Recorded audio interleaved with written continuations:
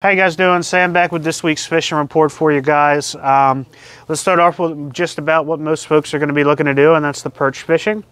So white perch are basically, say they're about halfway through their spawn right now. Most of the white perch are still have eggs in them, but you're still catching some spawned out fish as well. Most of your big areas on the eastern shore are going to be where most folks are going to go over and target.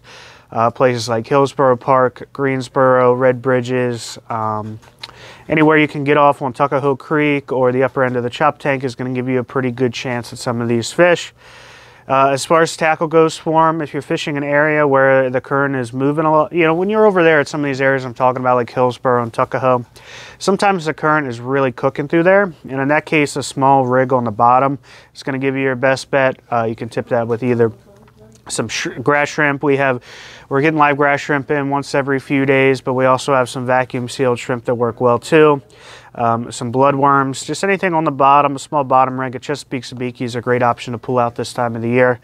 However, when that current slows down, you're going to have a little bit more fun with more of the traditional perch fishing tackle. Using a small shad dart fixed underneath of a bobber is a great bet, and once again, tipping that little jig with some bait is always going to be a good option for you. So that's what most folks are going to be looking to do. Over here on the west side, it hasn't been as good. Beechwood Park's kind of been hit or miss.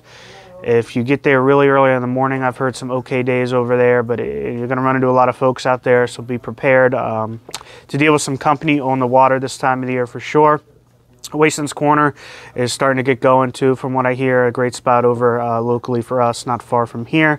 So those are a few of your big areas, and you can certainly get on some perch.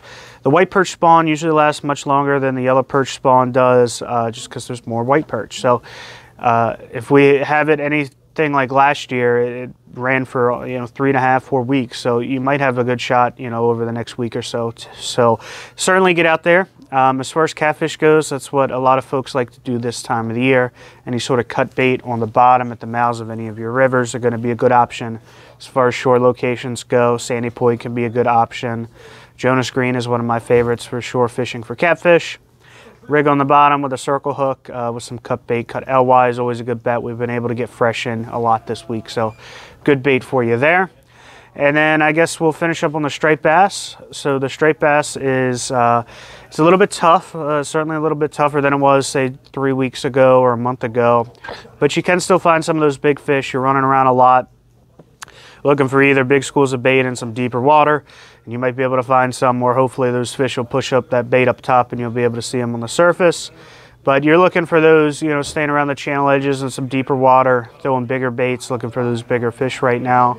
I have heard some of that early spring topwater from where your resident fish starting to pick up as we've had some of these warmer days. Areas that are good for that is topwater around the Kent Narrows. Anything in Eastern Bay can be good for this early season topwater bite. You're not looking for the big 40-inch fish with this. You're looking for your more resident fish, those 19 to 24 inches or so. So a lot of good stuff to get into, and best of luck out there. Thanks, guys.